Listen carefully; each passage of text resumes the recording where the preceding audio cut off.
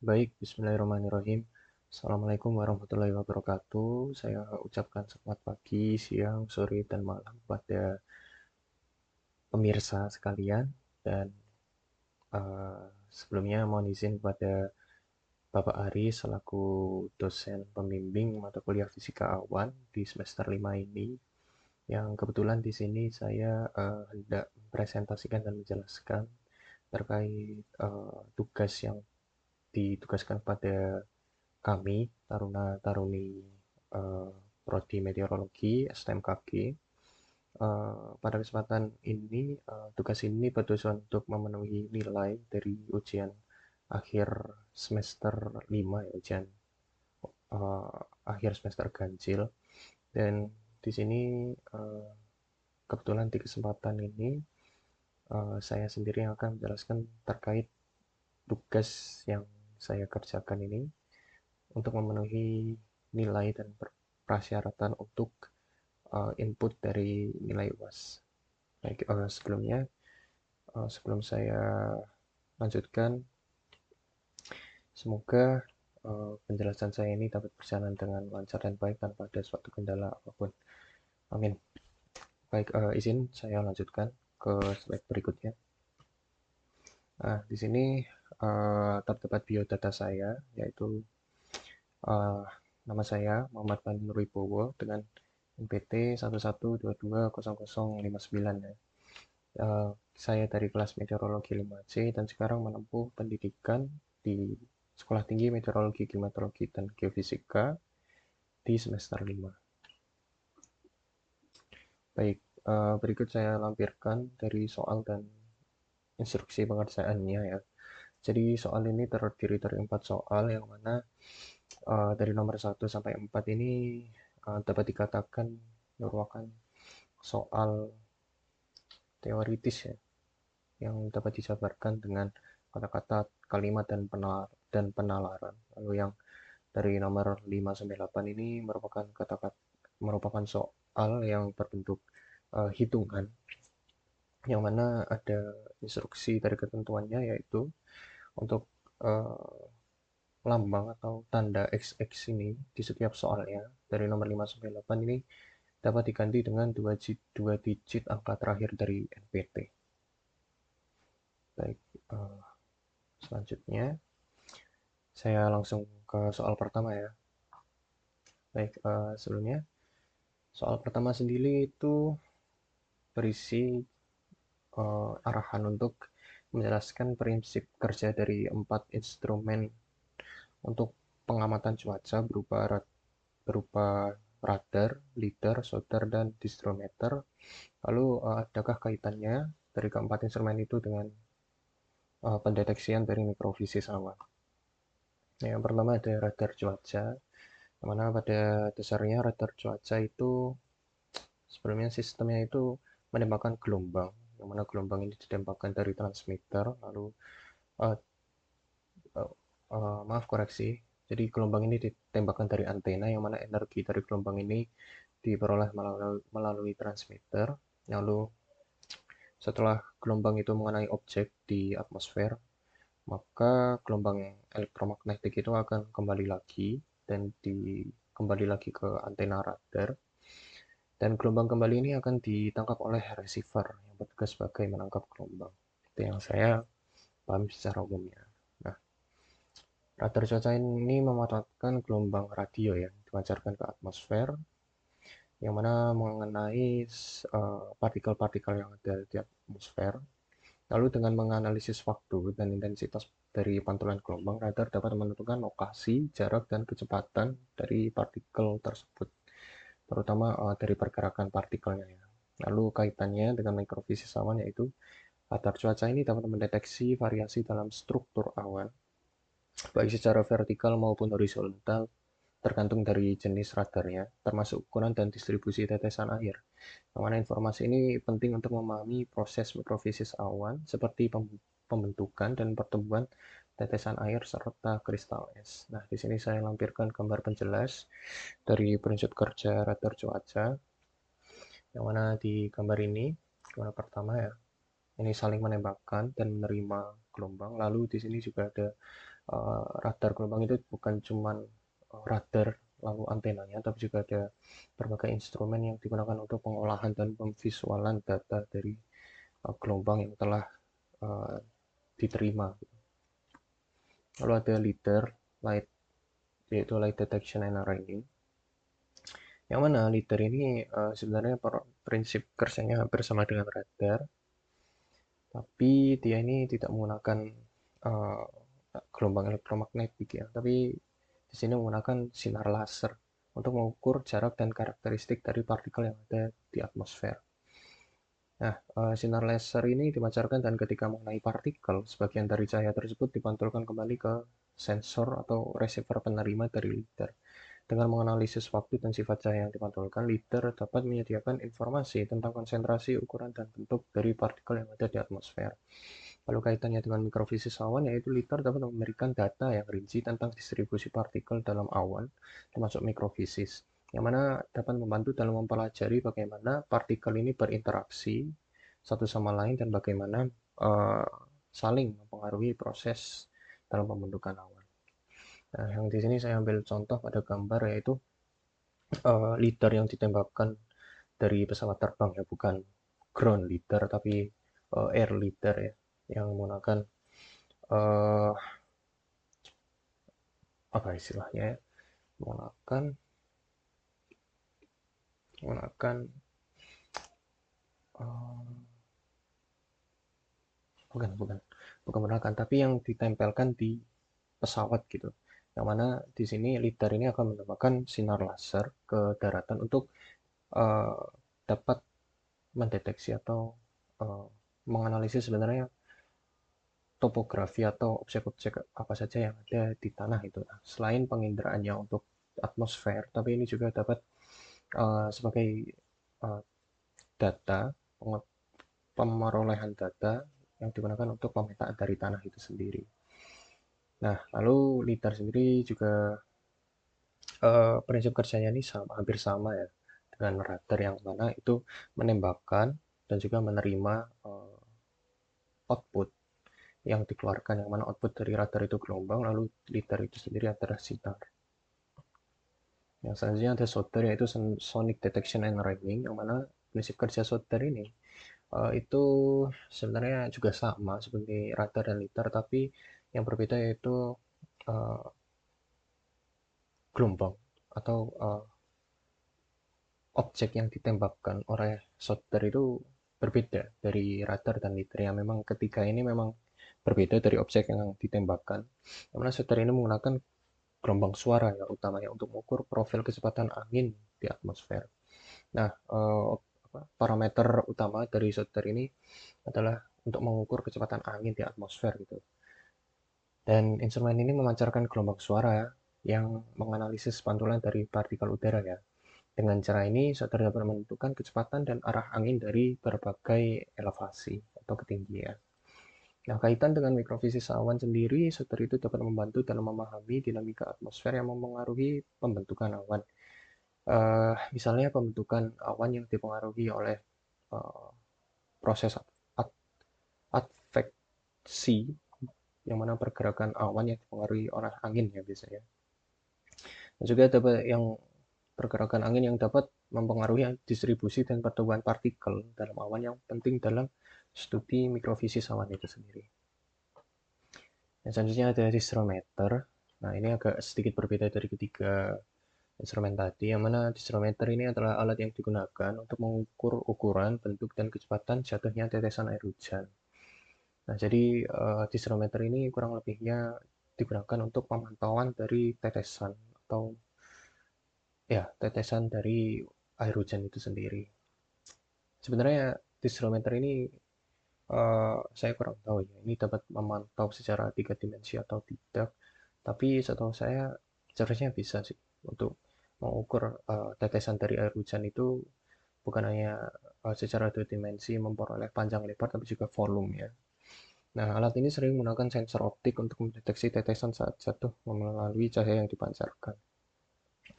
Nah, distrometer itu sendiri prinsip kerjanya tuh hmm, sedikit berbeda, yang mana untuk uh, bagian yang, jadi dislometer itu dibagi menjadi dua bagian, yaitu bagian yang kanan dan kiri. Nah, bagian misal katakanlah bagian yang kanan itu menembakkan objek berupa mm, sensor atau uh, objek berupa sensor yang menembakkan gelombang. Gitu. Nah, objek yang kiri itu digunakan untuk menerima uh, sensor yang menembakkan gelombang itu. Jadi sekiranya sensor yang menembakkan gelombang ini sekiranya di tengah-tengah ini seperti pada gambar itu kan ada ruang terbuka, di tengah-tengah ini ada air hujan. Nah, sensor ini nih akan menembakkan ke arah sensor yang menerima dan akan mengidentifikasi sekiranya air hujan ini bentuknya seperti apa, lalu kecepatan jatuhnya bagaimana, ukuran beserta volume dan sebagainya. Itu. Nah, lalu kaitannya dengan mikrofisis awan, data yang diperoleh dari disrometer ini memberikan informasi tentang ukuran dan distribusi dari tetesan hujan itu sendiri, yang berhubungan langsung dengan mikrofisis awan tentunya. Yang mana ini juga membantu dalam memahami bagaimana awan mengembangkan kemampuan untuk menghasilkan beragam atau tetesan hujan yang diolehkan dari presipitasi yang bervariasi. Baik, itu untuk soal pertama. Kita lanjut ke soal kedua. Nah, untuk soal kedua sendiri, gambarkan dan jelaskan teori elektrifikasi dari thunderstorm atau badai petir. Nah, eh, sebenarnya teori elektrifikasi badai petir ini merupakan penjelasan ilmiah ya, mengenai bagaimana muatan listrik itu sendiri terbentuk dalam badai petir yang akan menghasilkan petir atau kilatan gitu, gitu tahu ya. Terpisah dan terakumulasi dalam awan badai yang akhirnya dapat menghasilkan fenomena petir. Nah, proses ini terjadi terutama di bagian tengah badai, di mana udara bergerak ke atas dengan cepat dan suhu berkisar antara minus 15 hingga minus 25 derajat Celcius. Proses ini tentunya melibatkan interaksi antara berbagai partikel di dalam awan seperti tetesan air, kristal es, dan droplet. Nah, untuk langkah-langkahnya akan dijelaskan di slide berikutnya. Nah, untuk teori sendiri ini saya ambil dari website NOAA, yang mana alamat website saya lampirkan di slide ini. Nah, untuk langkah-langkahnya dari teori elektrifikasi ini bagaimana terbentuknya petir ya, saya simpulkan begitu. Yang pertama itu ada pembentukan awan terlebih dahulu. Nah, awan itu terbentuk ketika uap air di atmosfer mengalami kondensasi. Nah, untuk di dalam badai petir, pembentukan awan terjadi di area yang disebut dengan updraft, di mana udara bergerak ke atas dengan cepat pada suhu antara minus 15 hingga minus 25 derajat Celcius, yang terjadi pembentukan campuran antara tiga variabel, yaitu tetesan awan yang super dingin, kristal es kecil, dan juga kroffel. Nah, updraft yang kuat ini membawa tetesan awan dan kristal es kecil di ketinggian yang lebih tinggi. Sementara kroffel yang lebih berat itu cenderung jatuh atau terjebak dalam arus udara yang naik. Nah, proses ini menciptakan lingkungan yang ideal untuk adanya interaksi antar partikel, yang mana interaksi ini akan uh, sedikit banyaknya mempengaruhi proses dari pembentukan, uh, mempengaruhi proses dari elektrifikasi itu sendiri. Nah, selanjutnya itu ada uh, proses pemisahan muatan yang dapat kita lihat pada gambar. Nah, ketika kristal es yang naik tadi bertabrakan dengan kroffel atau ya terjadinya proses uh, pertumbukan atau gesekan ya. Nah, itu terjadi pemisahan muatan antara yang pertama itu kristal es yang setelah bertabrakan, kristal es ini mengalami proses pemisahan muatan dan menjadi bermuatan positif. Lalu untuk kroffel itu sebaliknya, dia ini malah menjadi bermuatan negatif. Akibat dari proses ini, bagian atas awan badai menjadi bermuatan positif, sedangkan bagian tengah dan bawah awan menjadi bermuatan negatif. Pemisahan muatan ini adalah langkah kunci ya dalam pembentukan petir. Nah, ini dapat kita lihat. Jadi pemisahan muatan dari es ini dia akan bermuatan positif yang akan naik ke atas, sedangkan kroffel pemisahan muatan yang terjadi di kroffel ini akan bermuatan negatif yang dia ini akan serentak menuju ke bawah dari awan badai itu sendiri. Lalu yang ketiga ini setelah terjadinya pemisahan, muatan ini akan menyebar ke seluruh tubuh dari awan badai itu sendiri. Nah, gerakan ke atas dalam badai dan angin di level yang lebih tinggi menyebabkan kristal es kecil yang muatannya positif di bagian atas itu menyebar secara horizontal dari dasar awan badai. Nah, dia ini yang dari yang positif ini, yang bermuatan positif atau kristal es ini akan menyebar ke ke bagian atas awan badai, menyebar secara horizontal, meluas, melebar gitu, dan mengisi mungkin kalau misal di bagian awan itu unfill ya, badainya, tidak apa, bagian puncak dari awan itu unfill dan dia akan mengisi, memenuhi dari unfill atau bagian top cloudnya. Nah, eh, penyebaran muatan positif di unfill ini berkontribusi pada membentukkan medan listrik yang kuat di sekitar awan. Lalu yang keempat ada pengaruhnya pada tanah. Nah, muatan di permukaan tanah itu dipengaruhi oleh muatan dalam awan. Biasanya ya, tanah itu memiliki muatan negatif yang sedikit. Jadi tanah itu sebenarnya pada dasarnya itu dia ini memiliki kecenderungan muatan itu negatif. Namun ketika badai itu berada tepat di atasnya, muatan negatif di dalam awan akan menolak muatan negatif di tanah, yang mana proses ini menyebabkan tanah dan objek, termasuk kita manusia di bawahnya menjadi bermuatan positif. Nah, akumulasi muatannya sendiri, seiring meningkatnya muatan negatif di awan, muatan positif di tanah itu akan semakin kuat. Nah, ini akan menciptakan apa ya, kayak gaya tarik-menarik ya antara sumbu positif dan negatif, dan menciptakan medan listrik yang sangat kuat antara awan dan tanah yang menyebabkan terjadinya petir. Gitu.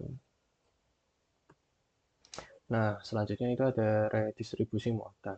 Selain dari pemisahan muatan dan juga pendistribusian muatan tadi, ada juga proses redistribusi muatan yang mana terjadi akibat gerakan udara dalam badai, yaitu updraft dan downdraft dalam awan, yang dapat mengedarkan muatan, menyebabkan variasi dalam distribusi muatan di dalam awan.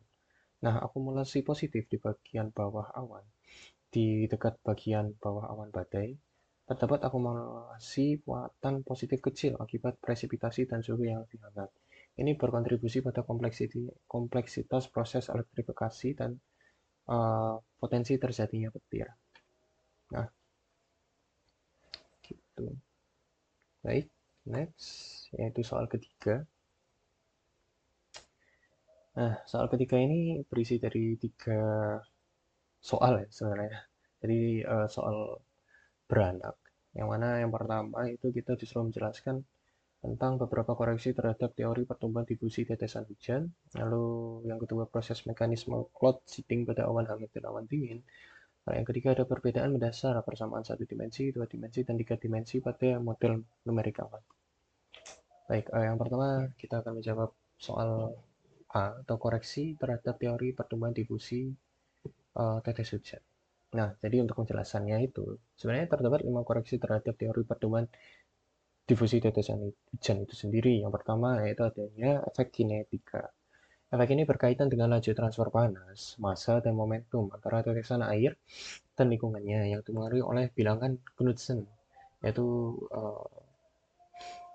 biasanya ditandai dengan persamaan L bagi R, yang mana di bawah adalah variasi yang terjadi berdasarkan nilai bilangan Knudsen ya. Nah, jika L per R itu kurang dari 1 ya, jika kondisi yang terjadi itu seperti ini nilainya. Nah, ini medan uap dan suhu dianggap kontinu dan pertukaran dapat dijelaskan melalui pendekatan kontinuitas Maxwell. Lalu jika ada L per R ini lebih dari 1, ini medan uap dan suhu ini tidak dapat dianggap kontinu dan pertukaran perlu dijelaskan dengan teori tumbukan molekuler yang relevan untuk partikel udara dengan ukuran kurang dari 0,06 mikrometer, yang mana tetesan harus bergerak dari jarak tertentu sebelum berinteraksi dengan uap di sekitarnya. Kalau yang ketiga ada kondisi L per R itu mendekati 1 gitu. Untuk tetesan awan kecil dengan radius antara 0,1 hingga 1 mikron, baik pendekatan molekul bebas maupun kontinuitas Maxwell ini tidak berlaku. Nah, lalu yang kedua ada efek ventilasi. Efek ini merujuk pada aliran udara yang mengelilingi tetesan hujan atau partikel presipitasi saat jatuh melalui atmosfer. Nah, ketika tetesan dalam keadaan diam, medan uap di sekitarnya bersifat simetris. Namun, saat tetesan mulai jatuh, medan ini berubah karena aliran udara. Nah, tetesan yang jatuh ini mengalami peningkatan aliran udara yang meningkatkan laju transfer panas dan massa, terutama di sisi yang menghadap arah jatuhnya. Untuk tetesan yang lebih besar ya, efek ini seringkali diabaikan karena pertumbuhan lebih banyak dipengaruhi oleh tabrakan dan koalensi antara tetesan. Meskipun demikian, efek ventilasi ini sangat krusial dalam proses penguapan tetesan hujan dan pertumbuhan partikel presipitasi lainnya. Mulai yang ketiga ini ada pertumbuhan yang tidak stasioner. Karena fenomena ini menjelaskan bagaimana tetesan air tumbuh dalam kondisi yang tidak stabil. Nah, uap air dan suhu di sekitar tetesan ini terus berubah, yang tidak selalu statis, yang menyebabkan permukaan tetesan mengembang dan menyusut secara dinamis ya. Ketika tetesan bergerak, kondisi difusi di sekitarnya harus terus disesuaikan sehingga lapisan suhu dan uap harus cepat beradaptasi. Proses difusi molekuler memerlukan waktu sekitar 10 mikrodetik ya, yang cukup singkat sekali untuk mencapai kestabilan di sekitar tetesan. Dalam banyak perhitungan, efek difusi ini seringkali diabaikan karena perubahan terjadi dengan sangat cepat, sehingga pendekatan yang lebih sederhana itu menjadi lebih efisien. Baik, selanjutnya itu ada koreksi updraft yang tidak stabil. Nah, si istilah ini sendiri merujuk pada daerah dengan percepatan atau perlambatan arus udara naik dalam awan. Kondisi ini berpotensi memperluas spektrum ukuran tetesan dengan terus mengaktifkan indi kondensasi baru. Namun meskipun ada pembentukan tetesan baru di area dengan percepatan, pengaruhnya terhadap evolusi ukuran tetesan relatif kecil.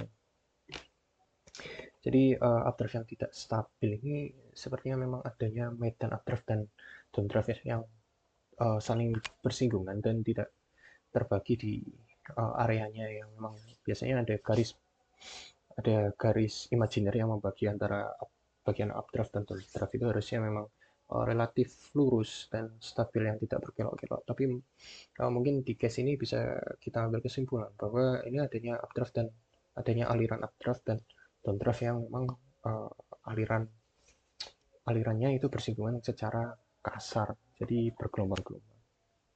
Lalu yang kelima ada efek statistik, yang mana efek ini mengacu pada variasi dalam sejarah pertumbuhan tetesan hujan, di mana setiap tetesan memiliki jalur evolusi yang berbeda akibat mengalami tingkat supersaturasi yang bervariasi. Hal ini menyebabkan fenomena pelebaran atau broadening dari distribusi ukuran tetesan yang dihasilkan. Nah, selanjutnya kita akan membahas dari poin kedua, yaitu poin B, yang mana bagaimana sih penjelasan dari proses mekanisme cloud seeding pada awan hangat dan awan dingin. Nah, sebenarnya perlu kita ketahui ya, cloud seeding itu adalah teknik memodifikasi cuaca yang digunakan untuk memengaruhi presipitasi, baik dengan tujuan menambah maupun mengurangi jumlah hujan atau salju, tergantung peruntukannya di area masing-masing. Nah, untuk menambah presipitasi, singkatnya bahan seperti garam atau perak iodida ini disemprotkan ke dalam awan. Lalu untuk mengurangi presipitasi, uh, lalu untuk mengurangi presipitasi ini bisa digunakan uh, untuk penanganan misal untuk mengurangi presipitasi itu, misal kita dalam situasi-situasi yang memang terjadi presipitasi atau hujan dalam skala yang ekstrim gitu. Nah, misal cloud seeding ini digunakan untuk uh, menambah presipitasi itu untuk kasus semisal ada daerah yang kurang presipitasinya, yang mana mengalami kekeringan. Misal katakanlah di daerah A ini dia mengalami kekeringan ekstrim dan tidak mendapat curah hujan yang normal gitu untuk daerah itu, yang mana memang kandungan air pada tanah ini memang sudah sangat kering dan sistem irigasi misal gitu di ladang atau apa ini tidak mengalir dengan semestinya, lalu uh, case terparahnya ini kekeringan ini bisa berujung kepada kebakaran. Nah, untuk cloud seeding untuk mengurangi laju presipitasi ini digunakan ketika ada case atau kasus cuaca ekstrim yang mana presipitasi ini terjadi secara terus-menerus. Jadi presipitasi ini justru contoh menyebabkan bencana hidrometeorologi seperti banjir yang dapat menyebabkan banyak bencana lain seperti tanah longsor, lalu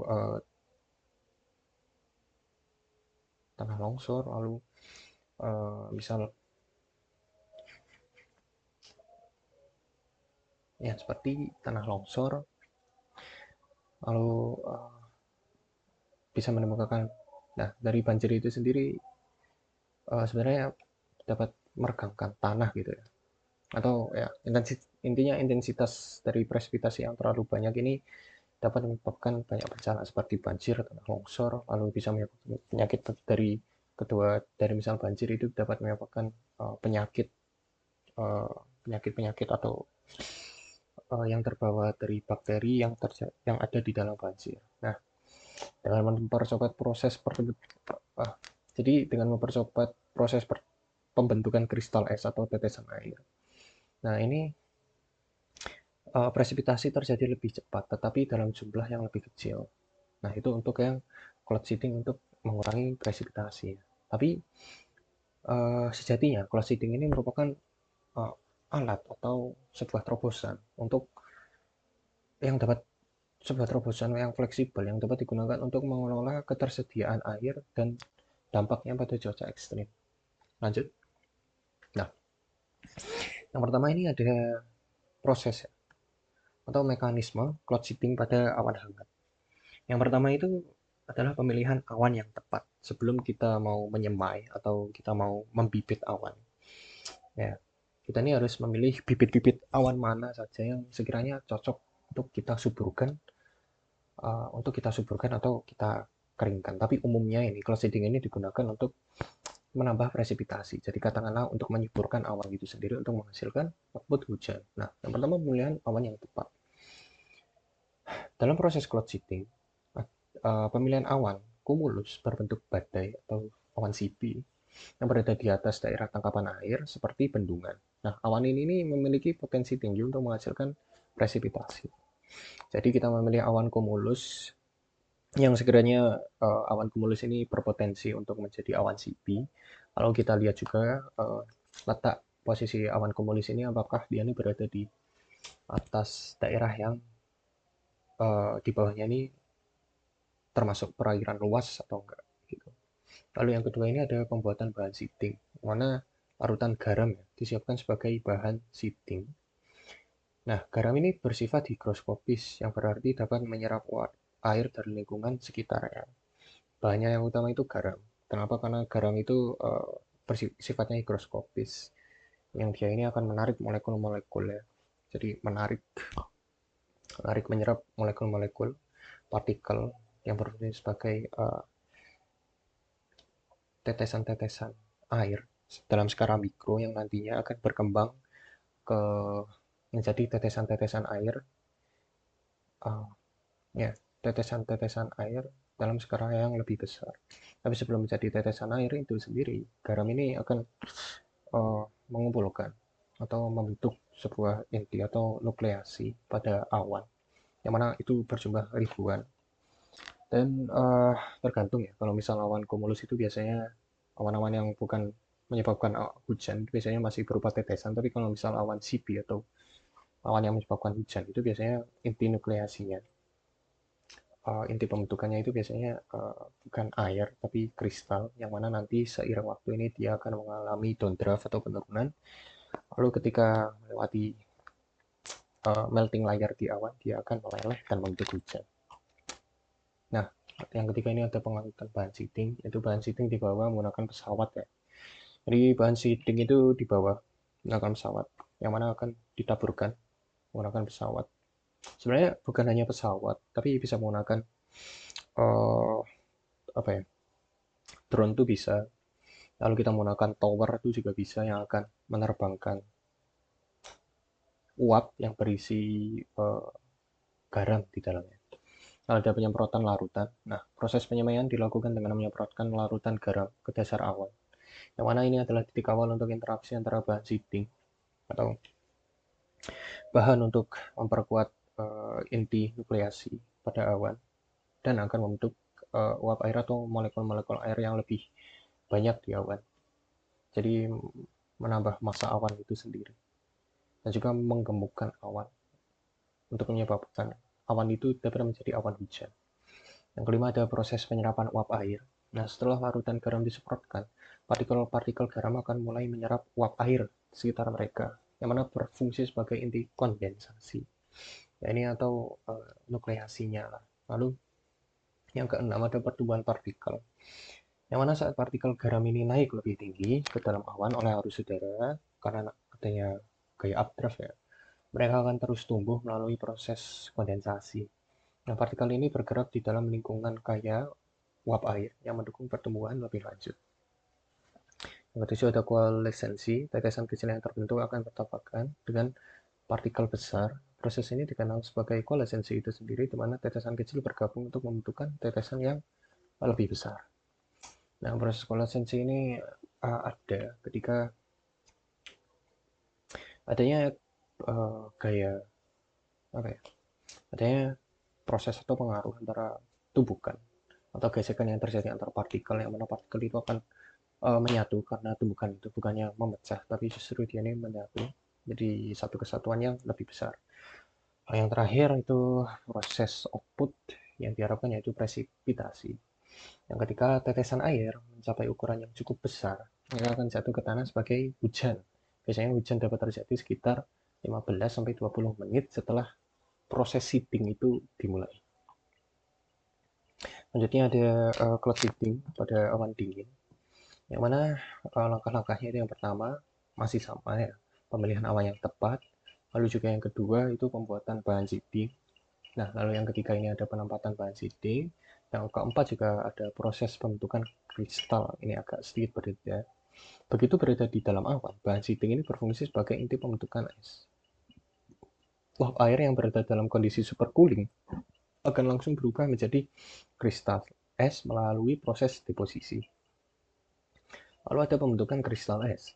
Kristal es yang terbentuk akan menyerap uap air dari tetesan air supercooling di sekitarnya. Proses ini menyebabkan kristal es tumbuh lebih besar.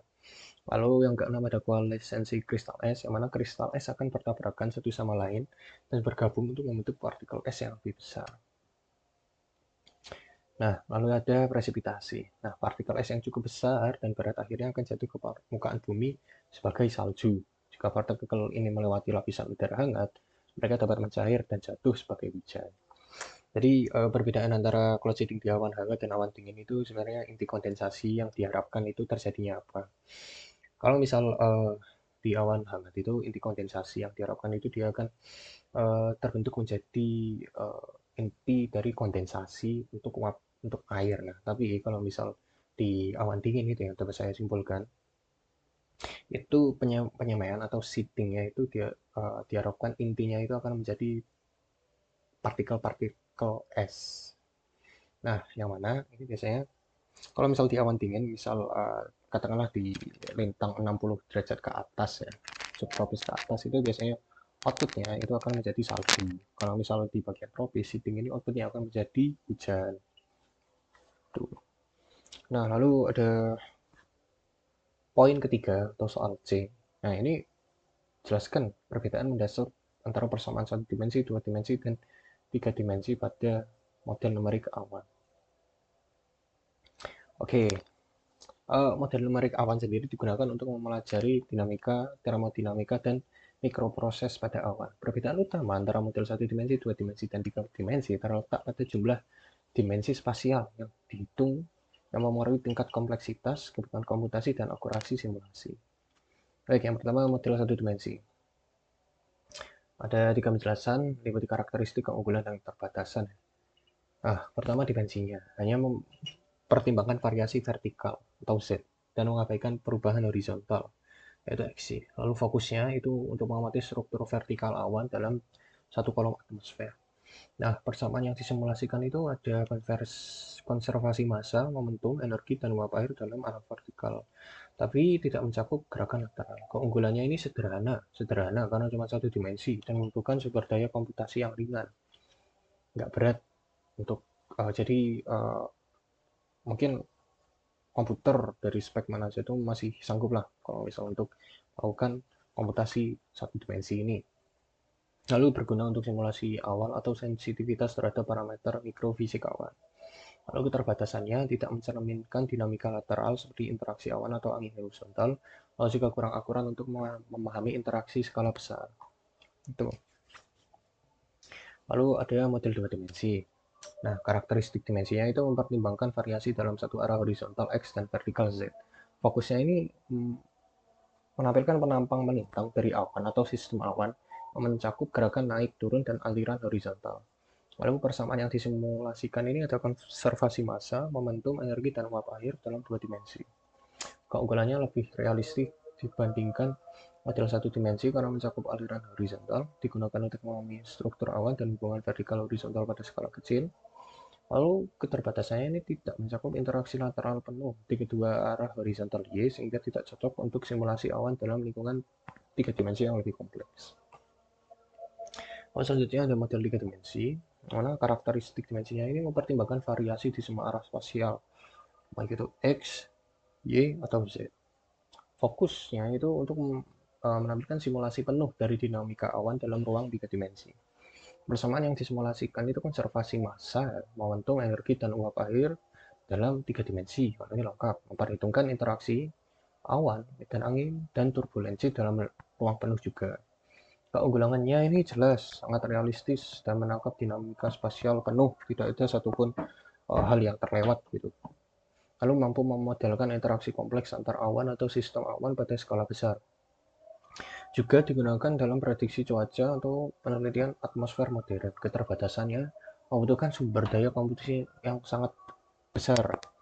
Karena ya jelas ini model tiga dimensi dan dia ini memang mungkin untuk pengolahan datanya itu bukan hanya dalam skala X atau Y ya, secara dua dimensi tapi juga ada Z-nya.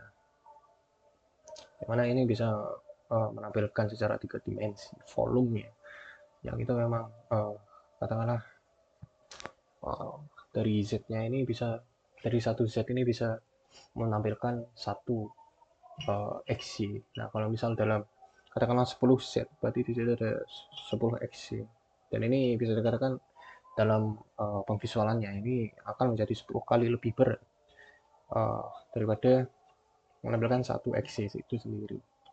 Nah, lalu model ini sering membutuhkan pengaturan parameter yang rumit untuk stabilitas dan operasi.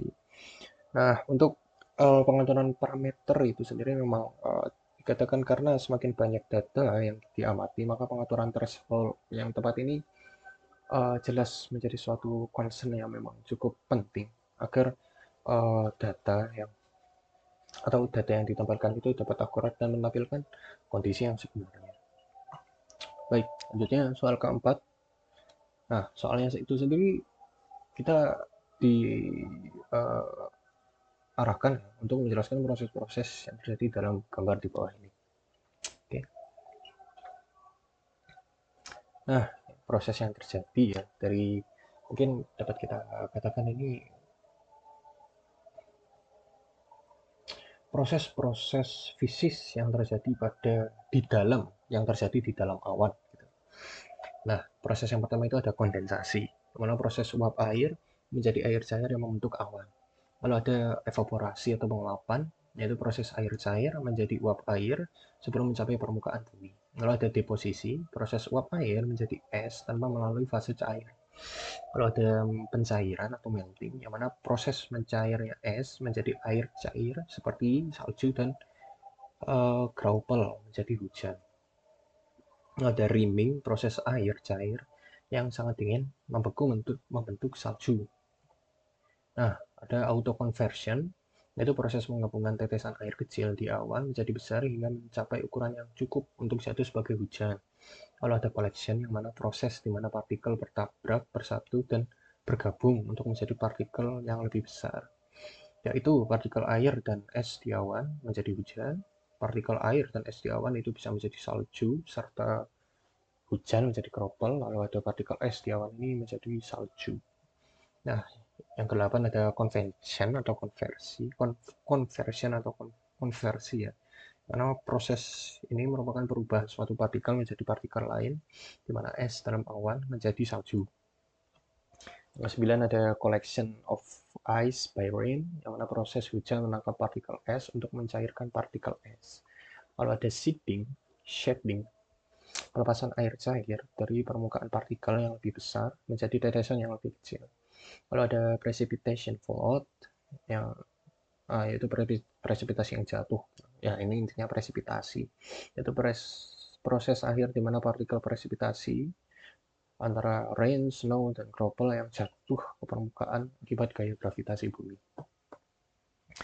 Oke, selanjutnya kita akan membahas soal kelima, yang mana soal ini sudah mulai masuk ke soal perhitungan. Nah, jadi ada sebuah drop tetes tumbuh.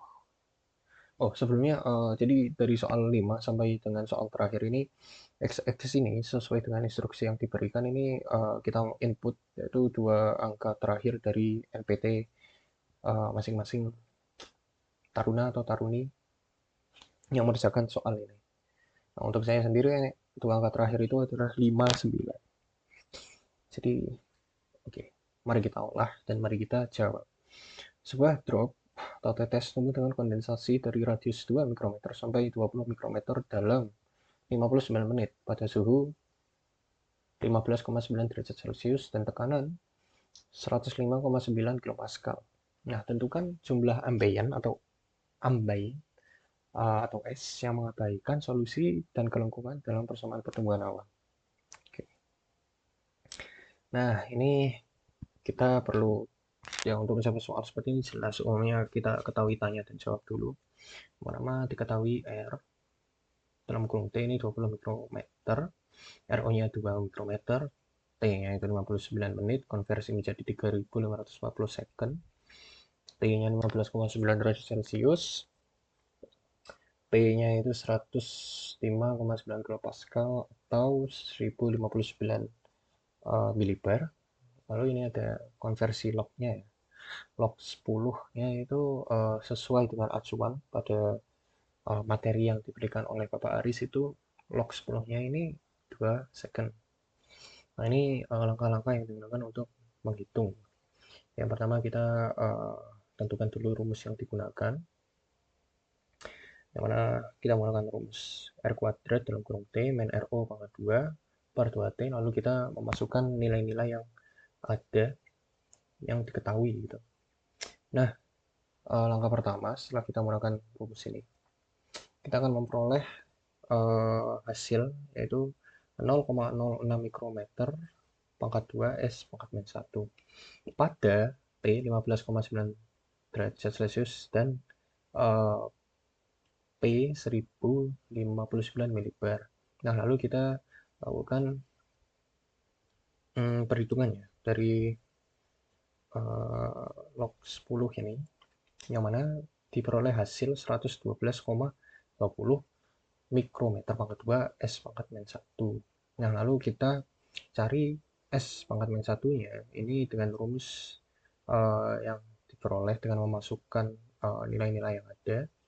Nah, itu dihasilkan hasil akhir dari perhitungan 0,06 mikrometer pangkat 2 dan pangkat min 1 dibagi 112,20 mikrometer pangkat 2 S pangkat min 1 ditambah 1, diperoleh tingkat kejenuhannya itu sebesar 100,05%. Nah, hasil akhirnya itu tertera di jawaban ini yang saya garis bawahi menggunakan coretan warna merah. Begitu. Lalu kita lanjut ke soal ke-6. Soalnya sendiri, hitung curah hujan jika diketahui populasi droplet terdiri dari ukuran tunggal D sama dengan 5,9 mm dengan kecepatan jatuh U sama dengan 5,9 meter per sekon dan densitas droplet itu 25,9 tetes per meter kubik. Nah, kita gunakan distribusi Marshall-Palmer dalam mengerjakan soal ini. Oke, kita ketahui dulu. D-nya itu 5,9 mm, kita konversi menjadi 5,9 dikali 10 pangkat min 3 meter. Kalau U-nya 5,9 eh, meter per second. Lalu untuk W-nya ini 25 ya. 25,9 tetes per meter kubik. Nah, ditanyakan itu ya curah hujan ya. Jadi kita menggunakan rumus eh, kita menggunakan rumus distribusi Marshall-Palmer ya, yang di sini R sama dengan Pi per 6 dan selanjutnya. Lalu kita masukkan nilai-nilai yang diketahui ke dalam persamaan atau rumus, dan setelah kita olah ya, ini akan kita peroleh hasil itu 6 dikali 10 pangkat min 9 meter per second. Nah, ini masih diolah. Ini masih diolah untuk memperoleh curah hujan, yang mana digunakan eh, pengolahannya itu 6 kali 10 pangkat min 9 tadi dikali 10 pangkat 3 dibagi 1 per 3.600 dan dihasilkan itu curah hujan sebanyak 167 mm per jam dalam case yang tertera pada soal. Oke, jawaban saya garis bawahi dengan coretan berwarna merah. Oke, selanjutnya soal ketujuh. Soal ketujuh ini terdiri dari 3 poin ya, jadi soal beranak juga. Nah, soalnya awan orografis di suatu wilayah dengan ketebalan 2,59 km dan mengandung uap air 0,59 gram per meter kubik. Sebuah tetes dengan jari-jari 0,159 mm pada puncak awan itu mulai jatuh melewati awan. Nah, kita diarahkan untuk mencari ukuran tetes yang muncul dari dasar awan dengan menggunakan persamaan dasar pertemuan kontinu. Lalu juga kita diarahkan untuk mencari waktu yang dibutuhkan untuk tetes hujan untuk jatuh melalui awan dengan asumsi yang tertera dan sudah ditentukan. Lalu ada juga menentukan tetesan ukuran pada bagian A yang muncul dari awan jika pada updraft sebesar 25,9 cm per second. Nah, ini saya lampirkan jawaban dari pengerjaan saya ya. Nah, ini diketahui dulu hanya itu 2,59 km. Dikonversi ya, untuk mempermudah ini dijadikan 2,59 kali 10 pangkat 3. Lalu untuk LBC-nya ini adalah 0,59 gram per meter kubik dan dikonversi menjadi 0,59 dikali 10 pangkat min 3 kilogram meter pangkat min 3. Untuk RT-nya ini 0,159 mm. Nah, ini kan tadi sudah diarahkan ya. Di soalnya itu mencari apa? Nah, ini yang ditanyakan ini RB, T, dan juga RB-nya. Tuh, dalam case U, yang C ini, dalam case U-nya itu 25,9 cm per second. Nah, kita jawab dulu untuk yang A. Pertama, kita ini menggunakan rumus yang sudah ditentukan ya di sini. Lalu dari rumus ini, dari rumus yang kita pakai, ini kita masukkan nilai-nilai yang kita ketahui. Nah, di sini kita peroleh input dari nilainya itu 0,159 mm ditambah 0,59 dikali 10 pangkat 3 kg meter pangkat min 3 dibagi 4 dikali 10 pangkat 3 kg meter pangkat min 3 dikali 2 5,9 dikali 10 pangkat 3. Nah, ini kita olah sedemikian rupa, bisa dicoret, cat dan sebagainya. Lalu diperoleh hasil yang lebih sederhana yaitu 0,159 mm tambah 0,59 dikali 2,59 mm per 4 dan diperoleh hasil itu RT ditambah hasil dari pengolahan EM per 4 rho LH itu diperoleh 0,159 mm ditambah 0,382 dengan hasil RB-nya untuk soal pertama. Untuk soal opsi yang A yang pertama itu 0,541 mm. Oke. Lalu untuk soal kedua, nah itu kita menggunakan rumus VT sama dengan K3R, yang mana kita menggunakan min K3-nya itu 8 kali 10 pangkat 3 S makan min 1, lalu min RO-nya itu 0,159 mm. Kita ubah ke meter menjadi 0,0000159 meter. Nah, untuk mencari VT itu kita lakukan perkalian antara K3 dan RO, yang mana diperoleh hasil itu kurang lebih ya, itu 1,272 meter per second. Lalu hanya kan 2,59 kilometer, kita ubah menjadi meter, menjadi 2590 meter, dan kita cari T-nya, ya, yang mana menggunakan rumus H per VT, yang diperoleh 2590 dibagi 1272. Nah, ini dalam second ya, diperolehnya 2033,5 second, dikonversi ke menit, itu kurang lebih 33,9 menit. Ya, jadi untuk jawabannya ini, di garis bawah warna merah untuk jawaban yang B, yang A juga, untuk yang C. Nah, ini mencari RB ya, dalam case U-nya itu 25,9 cm per second. Nah, ini kita ketahui ya, UR. Ketika RO-nya itu kan tadi 8 dikali 10 pangkat 3 S pangkat min 1 dikali 0,159 mm, dan tadi diperoleh itu 127,2 mm per second. Kita gunakan rumus RB min RO dan sebagainya selanjutnya gitu ya, rumus ini DC. Lalu kita masukkan nilainya, nilai-nilai untuk dihitung yang diketahui gitu di rumus, dan dilakukan perhitungan dan diperoleh ini RB-nya itu gini. Jadi diperoleh rumus perhitungan itu, rumus perhitungan ini akan ditambah RO yang tadi. Nah, jadi rumus perhitungan itu diperolehnya itu 0,480 ditambah RO. RO-nya itu 0,159. Nah, jadi RB dalam kondisi U-nya 25,9 itu adalah 0,639 mm. Begitu. RB ya, oke, ukuran tetesnya ya. Ini untuk jawaban C. Itu bisa dilihat saya garis bawahi dengan coretan merah. Untuk soal nomor 7. Selanjutnya soal terakhir, yaitu soal nomor 8. Ini ada 3 poin juga ya, soal beranak juga. Yang pertama, kita diarahkan untuk menentukan ukuran dari tetes di puncak lintasan. Lalu yang kedua, ukuran dari tetes ketika meninggalkan awan. Yang ketiga, ini waktu yang tersisa bagi droplet di awan. Jika sebuah tetes berdiameter 0,59 mm terletak di dasar awan cumulus yang memiliki konsentrasi air cair sebesar 1,59 gram per meter pangkat 3 dan kecepatan updraft konstan sebesar 5,9 meter per second. Kita gunakan persamaan-persamaan pertumbuhan kontinuitas dan mengabaikan pertemuan kondensasi. Menggunakan tabel 8.1.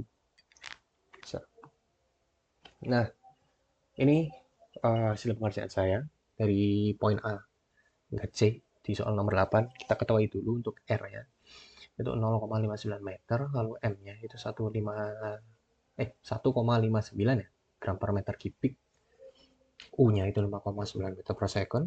Lalu Z per H atau ketinggian awan yang ditentukan itu 3000 meter. Nah, untuk M-nya ini dikonversi menjadi 1,59 dikali 10 pangkat min 3 kilogram per meter kubik. Untuk U, R-nya ini ditentukan ya, itu merupakan 4,03 meter per second. Merujuk pada tabel 8.1 dari Roger. Nah, yang ditanyakan ini meliputi RT, RF, dan T. Oke. Nah, yang pertama kita mencari RT. Kita gunakan rumus yang tertera ya, yaitu RT min RB sama dengan EM 4QL, lalu EM per 4QL dikali U dalam kurung R dibagi U min U dalam kurung R Z. Atau rumusnya kita masukkan nilainya atau nilai yang diketahui sesuai dengan variabel yang ada pada rumus. Nah, itu akan diperoleh dari hasil perhitungan ya, hasilnya dari rumus yang ada, rumus RT min RB ini diperoleh hasil 2,57.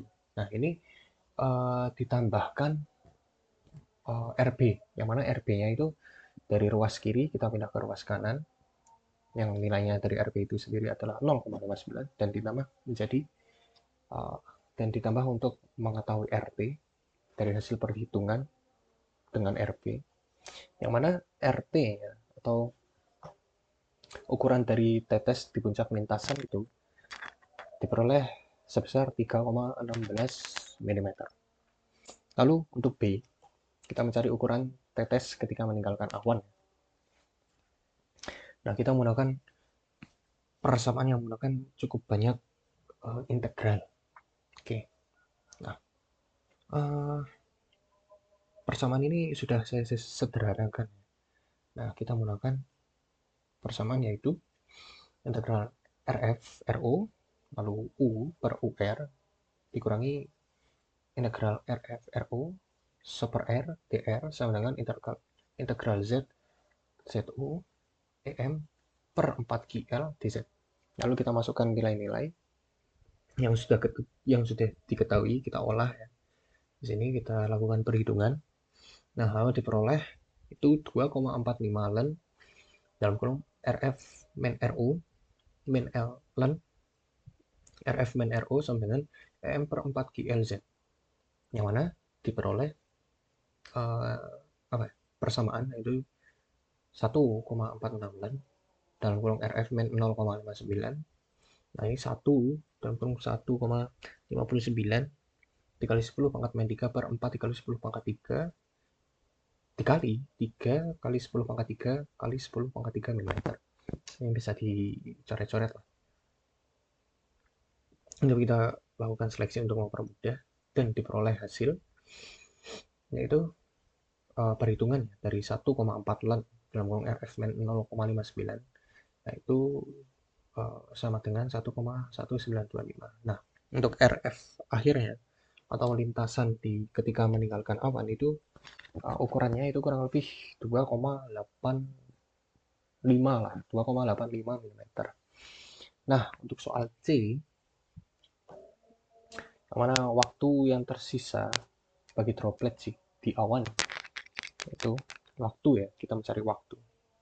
Nah, ini kita gunakan rumus integral RF RU lalu seper R dr sama dengan K3 integral plus O lalu EM dibagi 4 QL dt. Nah, kita peroleh uh, rumus yang sudah saya sederhanakan itu menggunakan len dalam kurung R min len dalam kurung R sama dengan EM per 4 QL K3T. Kita lakukan perhitungan dari rumus yang sudah disederhanakan itu. Bisa kita coret-coret ya sebenarnya. Bisa kita lakukan seleksi dan eliminasi dan diperoleh ya dari perhitungan ini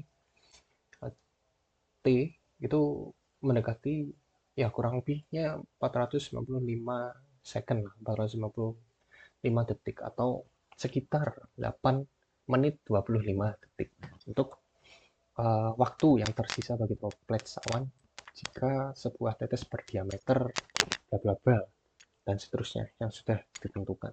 Untuk waktunya yang tersisa itu dibutuhkan 8 menit 25 detik.